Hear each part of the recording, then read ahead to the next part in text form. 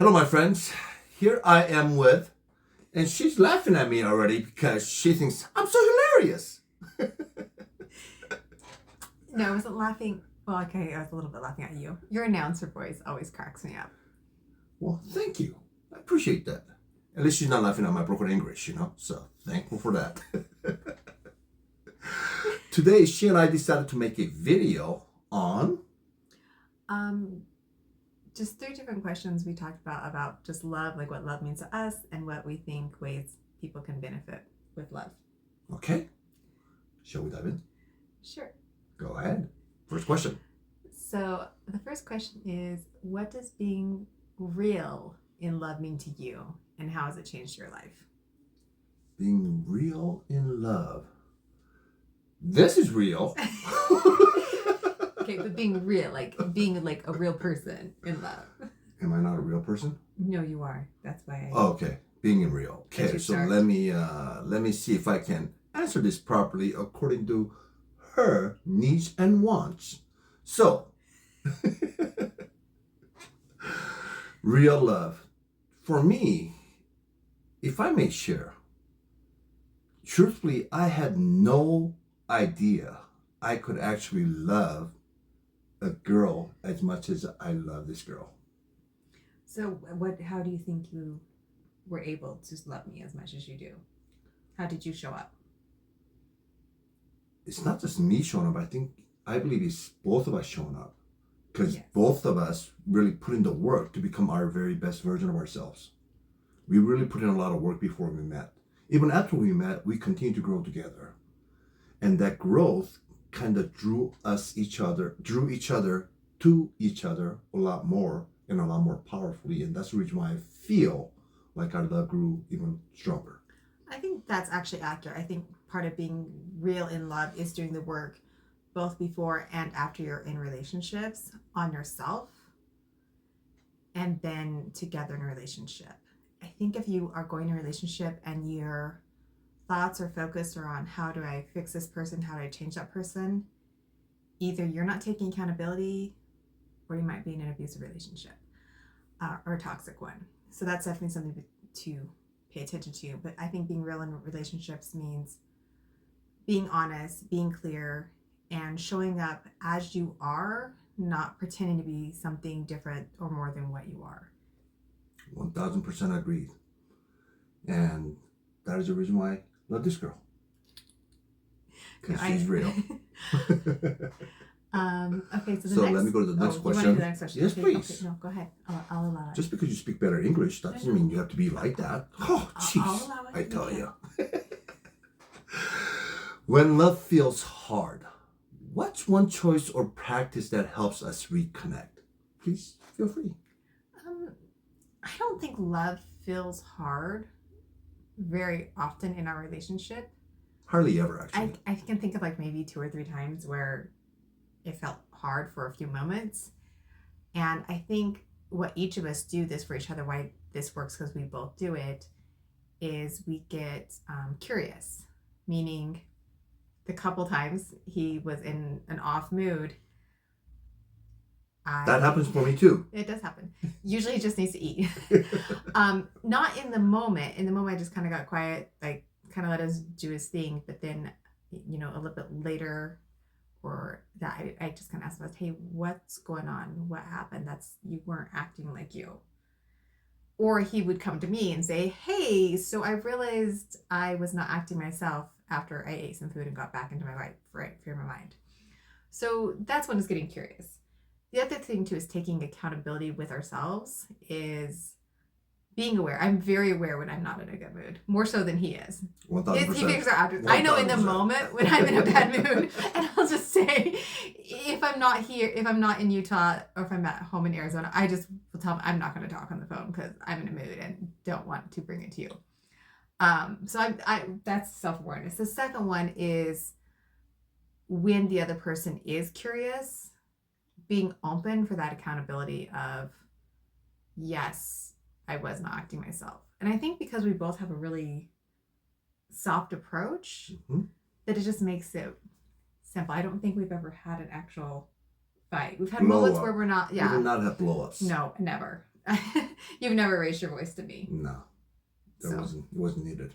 I got a loud voice anyway, so that's why, you know. So. You do.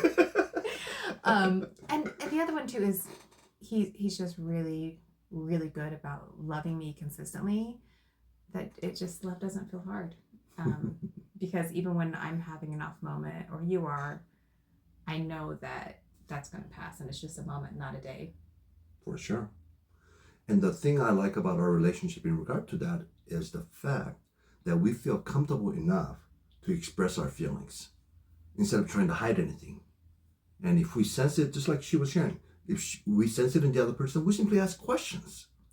I mean, there's no need to guess. I wasn't just open in the beginning. It took me me time to. I had to work on her a lot. I tell you what, but I still loved her for who she was. It definitely took me time to gain trust in being more honest, and I also had I still have a little bit of a softer, honest approach. Yes, you do, and that works better for you. You are a lady. And you have a very clear, direct approach, which works better for me because I need to clear what's going on with you and what you're feeling. The other thing too is I think that we're constantly reconnecting or connecting, so we don't really have to reconnect. We are long distance, for those that don't know, and we've been doing that for 6.5 years. Yeah. Yeah. So we make sure to connect frequently throughout the day by phone, by video chat, and then we make sure to schedule lots of time to spend together alone, and just kind of go with that one.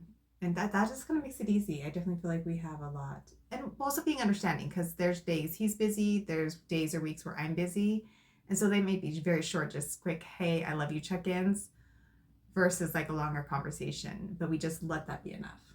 Yeah. I think that's the secret, is letting it be enough. Actually, just recognizing that you are enough for you and you are enough for the other person that you love. That is so vital. And truthfully, it took her a long time, if I may say so. But recognize. Wait, clarify. What do you mean it took me a long time? See, this is a conversation we're having. Just clarify. To recognize that you're enough for you. No, I think I knew that I was enough. I didn't think I trusted that other people would recognize I was enough. Okay. Thanks for the clarification. Yes. But you made sure that I knew that, so that actually helps. Yes, I did. So, number 3. By the way, she didn't want to be long-winded, and she's way more long-winded than I am. Just FYI. Go ahead. What's number 3? What is something about love you think could help other people in relationships or that are single? Okay. Kind of going along with what I shared with earlier is knowing that you are enough. Because most people that I work with, people that I speak with, they don't realize how truly phenomenal, beautiful, wonderful, and valuable they truly are. They don't have enough love and respect for themselves. That is what I found. And I didn't either. That's the reason why I literally did not want to live for 5 years, because I had no respect, no love, not enough love. I had some love, but not enough love for myself. And that's the reason why I almost gave up on my life and to be with this amazing girl in my life. So I believe that is so vital. Recognizing truly how amazing, beautiful, talented, gifted, phenomenal you really are. That is so vital. You are enough. And you are enough for the other person as well. I definitely think that is a great thought. And I think what I want to share goes along with that. I kind of shared a little bit earlier, but it goes into that, is that you are enough, and relationships should be simple. They're not easy, but it should be simple. I don't like the phrase fighting for your relationship, because if you're having to fight for it and if you're having to beg for it, it's probably not a healthy relationship. If you're having to look through someone's phones or emails or question, or call up your friends and be like, hey, help me analyze what's going on, or this isn't making sense, then there's probably something wrong in the relationship. And I really would strongly recommend a book. It's called Why Does He Do That? It works for men and women, by Lindy Bancroft. If you are having to fight for your relationship or feel like you need to change the other person to be happy, please read that book and make sure, see if something resonates with you. Because relationships should be fun. Like, that's the part that makes life worth living. And if your biggest problem in your life is a relationship, it's probably not the right relationship for you. We just like to be real. So.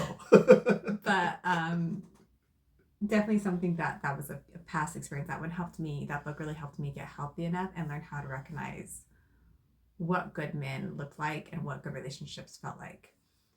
And I'm very happy that I met you, because you are just very easy to be with. Well, thank you. I'm glad you didn't say something else, but hey, that's beside the point. Anyway,